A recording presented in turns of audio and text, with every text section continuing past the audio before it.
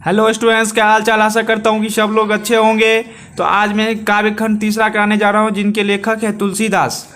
तुलसीदास जो थे सो राम जी का अनन्य भक्त थे, इसीलिए ये आज का जो सेशन है बहुत ही शानदार होने जा रहा है।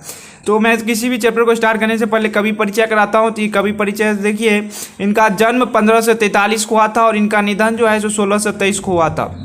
याद रखिएगा, इनका जन्म कब हुआ था? 1543 को, और निधन जो है सो 1623 को हुआ था।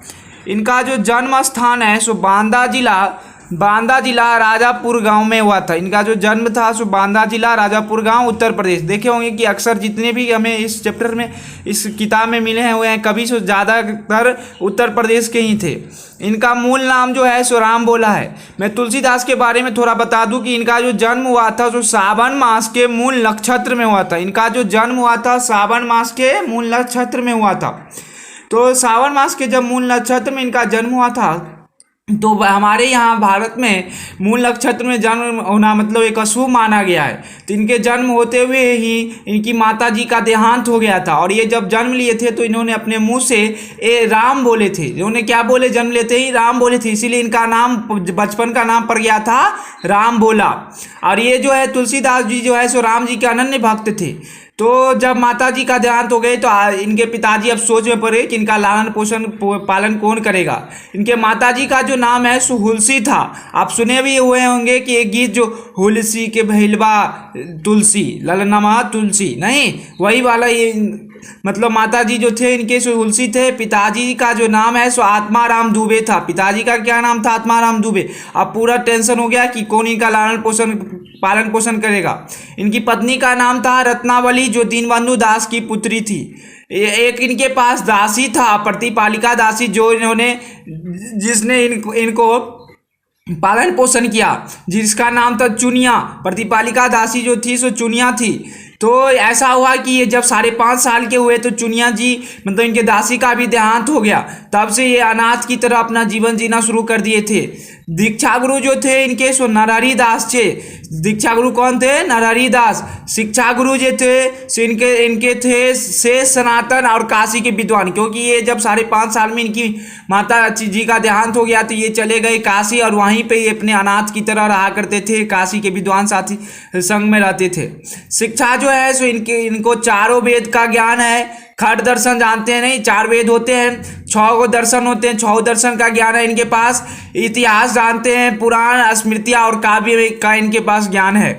अस्थाई निवासी ये काशी के ही हो गए, क्योंकि ये जब इनकी माता का देहांत हो गया तो ये चले गए थे काशी और वहीं पर रहने लगे।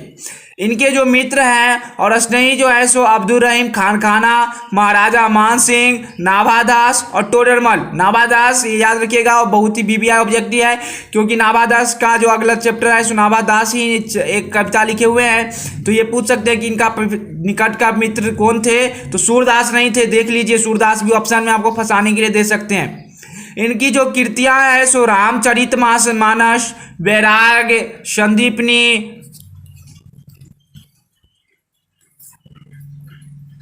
संदीपनी, बरवई, रामायण, रामललान छऊ, पार्वती, मंगल, जानकी मंगल, रामाज्ञा प्रश्नावली, दोहावली, कवितावली, श्री कृष्ण गीतावली मतलब विनय पत्रिका। इनमें जो है इनके सबसे ज़्यादा फेमस है रामचरितमानस। रामचरितमानस जो है सो बहुत ही फेमस थे। ये फेमस हैं, ये बहुत ही बीबीआई है, जो पूछ सकते हैं कि रामचरितमानस के लेखक कौन थे? तो तुलसीदास जी थे। और विनय पत्रिका बहुत ही बीबीआई है।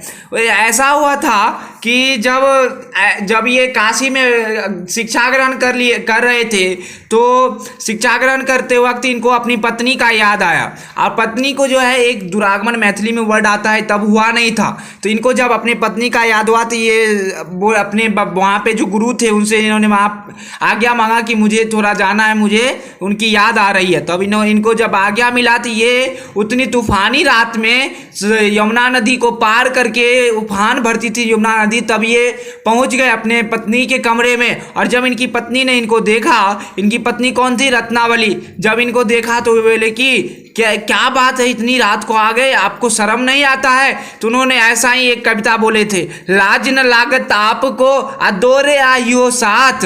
मतलब लाज नहीं लगता है आपको जो आप दौरे चले आए, और ये जो थे सो अपने प्रेम को पाने के लिए चले आए थे। धिक धिक ऐसे प्रेम को, धिक्कार ऐसे प्रेम को, कहाँ कहूँ मैं नाथ, कहाँ के हो नाथ।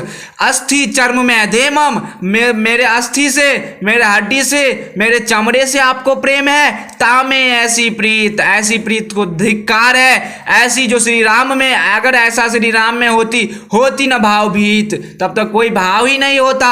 यह बात जो है सुकालीदास जी को, बहुत तुलसीदास जी को चुभ गई, जो मेरे बारे में ऐसा बात बोले, उनको ये बात चुभ गई। और उन्होंने क्या किया, उसी दिन से फिर वे लौट करके अपने पिताजी के गांव चले गए। वहां पे जाने के बाद पता चला कि राजापुर गांव जब गए तो वहां पे जाने के बाद पता चला कि इनके पिताजी का भी देहांत हो गया। ये वहां पे खूब रोए और फिर चले गए काशी, और वहां पे ये क्या किए, प्रवचन कथा सुनाना शुरू कर दिए थे। ठीक है, एक मैंने शायरी लिखा है वो देख लीजिए। खाली जेब, भूखा पेट और झूठा प्रेम इंसान को जीवन में बहुत कुछ सिखा देता है। ठीक है, अब चलिए आप लोग भी दिगंत भाग 2 निकाल लीजिएगा, जिसके चैप्टर का नाम है पद, और इनके जो लेखक है सो तुलसीदास जी है। आप लोग भी निकाल लीजिएगा। देखिए तुलसीदास जी जो थे राम जी के अनन्य भक्त थे। उनकी भक्ति के लिए इन्होंने लक्ष्मण जी, शत्रुघ्न जी, भरत जी से विनती की, लेकिन कोई फायदा नहीं हुआ। तब इन्होंने लास्ट में जाके सीता माता से विनती किया कि मुझे राम जी से कैसे भी करके मिलवा दो। तो देखिए पहला जो कविता है वो देखिए, पहला पद देखिए, लिखा हुआ है कि कभुक अम्ब अवसर पाई। कभुक माने होता है कभी, अम्ब माने सीता माँ, अवसर पाई, कभी भी सीता माँ अवसर पा करके मेरी सुधी द्यावी कछु करुण कथा चलाई। कुछ मतलब बता रहे कि कभुक अम्ब अवसर पाई, कभी भी सीता माँ अवसर पा करके मेरे बारे में, सुधी माने होता है याद दिला देना, दाई मतलब दिला देना, कछु करुण कुछ कथा या कुछ प्रसंग सुना करके मेरी याद उन्हें दिला देना। हे सीता माँ, दीन सब अंगहीन, दीन हूं मैं, सब अंगहीन है मैं, मेरा कोई भी अंग अब काम नहीं करता है, क्षीण हो गया हूं, दुर्बल हो गया हूं, मलिन हो गया हूं, अघी अघाई माने होता है पापी हो गया हूँ। हे माँ, मैं क्षीण हो गया हूँ, दुर्बल हो गया हूँ। ये मेरे प्रभु राम जी को बता देना कि नाम ले भरे उधर, मैं उनका नाम लेके ही अपना उधर भरता हूँ, पेट भरता हूँ। एक प्रभु दासी 10 कहाई, नहीं मैं जो हूँ आप ही का, आप जो है राम जी के दासी है और आप ही का दास हूँ मैं। क्या मैं आप ही का दास हूँ। बुझी सो है कौन, कहीं भी नाम दशा जनाई। बुझी सो है कौन, अगर प्रभु पूछेंगे वो कौन, सो है कौन है वो, कहीं वो तुम जो है सो मेरा नाम बता देना, कहीं वो नाम दशा जनाई, तुम मेरा दशा भी बता देना और नाम भी बता देना। सुनत राम कृपालु के मेरी बिगाड़ियों बन जाई। राम जी जो अगर मेरे कृपा सुन लेंगे मेरे बारे में, तो उससे ही मेरे सारे बिगड़े काम क्या हो जाएंगे, बन जाएंगे। जानकी जग जननी जन, तुम तो जानकी है, सारे जगत की जननी है। जनकी अकिए वचन सहाई, तुम तो सबके वचन को सहाई करती है। तरे तुलसीदास भव तब नाथ गुनगुन गाई। तरे तुलसीदास भव नाथ गुनगुन गाई, मतलब तर जाएंगे तुलसीदास भव तब नाथ गुनगुन गाई, नहीं तर जाएंगे तुलसीदास अगर मेरे थोड़ा भी गुण उन्होंने सुन लिया। अब देखिए पहला में समझ लीजिए, फिर से रिपीट कर देता हूं। कबू कम अवसर पाई, कभी भी माता अवसर पा करके मेरे बारे में, मेरी और सुधी भी मेरे बारे में थोड़ा उनको कुछ बता देना। कछु करुण कथा सुनावत, मतलब कुछ कथा प्रसंग चला करके दीन सब अंगीन उनको बता देना कि वो कैसा है, दीन है, सारे अंग उनके काम नहीं करते हैं, छीन है, दुर्बल हो गए हैं, अगी अगाई पापी हो गए हैं। नाम ले भरे उधर, मैं उनका नाम लेके ही अपना पेट भरता हूँ। अब प्रभु दासी दास कहाई, और मैं क्या हूँ, आपकी ही दासी का दास हूँ। नहीं मतलब सीता जी दासी थे और वे बोलते हैं मैं आप ही का दास हूँ। सुनत राम कृपालु के मेरी बिगड़िए बन जाए। और राम जी के कृपालु, राम जी के जो मेरे बात सुनेंगे उसी से मेरे सारे बिगड़े काम बन जाएंगे। जानकी जग जननी जनकी, तुम तो सारे जगत की जननी है। बचन सहाई अतरे तुलसीदास भव तब नाथ गुनगुन गाई। तुलसीदास की जी जो तुलसीदास जी क्या हो जाएंगे, तर जाएंगे अगर मेरे बारे में सुन जाएंगे तो। अब देखिए दूसरा पद में क्या बोल रहे हैं, द्वार हो भोर हो को आजू, मतलब द्वार पे मैं सुबह से ही आपके लिए बैठा हुआ हूँ। द्वार हो भोर ही को आजू, आरटत रिरिहा आरी और न अकौर ही मैं काजू। बता रहे हैं कि गिड़गिड़ा रहा हूँ कि मुझे क्या करो आप, थोड़ा अपना कृपा मुझ पे कृपा कर दो। रटत रिरिया, रटत माने होता है गिड़गिड़ा रहा हूँ। अकली करील दुकाल दारुन सब कुभातु कुसाज। अकली माने होता है कलयुग, कली माने कलयुग। करील माने कुराल है ना, हाँ वही है। कुराल माने होता है भीषण परिस्थिति है। दुकाल है, दुकाल समझते होंगे।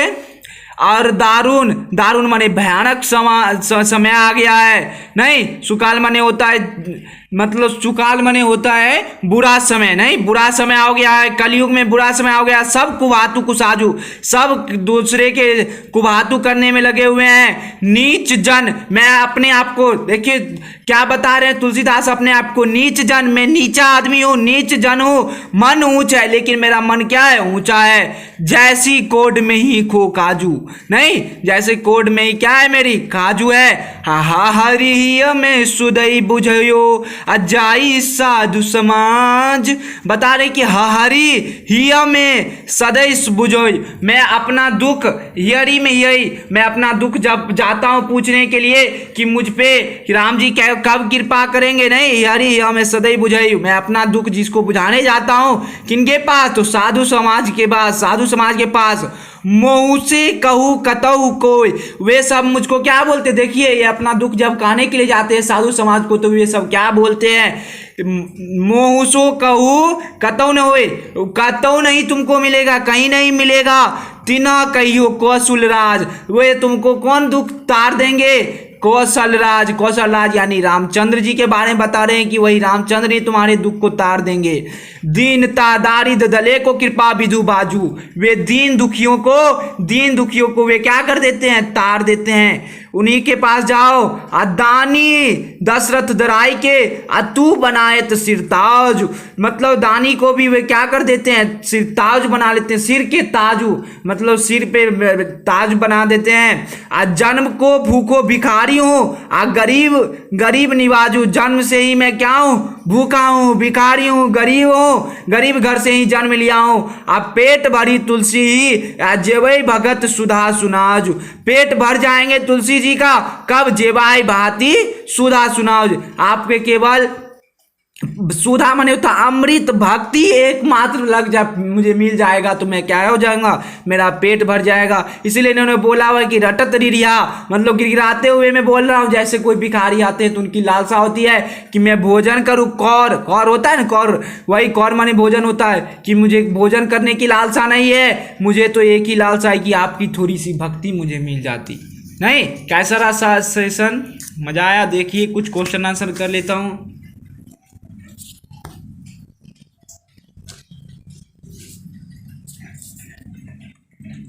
लिखा हुआ है कि कबू काम अवसर पाई, नहीं कभी भी माता अवसर पा करके, यहाँ पे देखिए पूछ भी सकता है क्वेश्चन कि अम्ब शब्द किसके लिए क्या गया है, तो अम्ब शब्द का अर्थ किसके लिए क्या गया था, सीता माता के लिए। प्रथम पद में तुलसी ने अपना परिचय किस प्रकार किया है, नहीं प्रथम पद में तुलसी ने अपना परिचय किस प्रकार दिया है, उन्होंने बताया कि मैं दीन हूँ, मैं दुर्बल हो गया हूँ, मैं पापी अघाती हो गया हूँ, इसी प्रकार। फिर अर्थ स्पष्ट करे, नाम ले भरे उधर, मैं आपका नाम लेकर ही अपना पेट भरता हूँ, प्रभु दास दसाई, नहीं।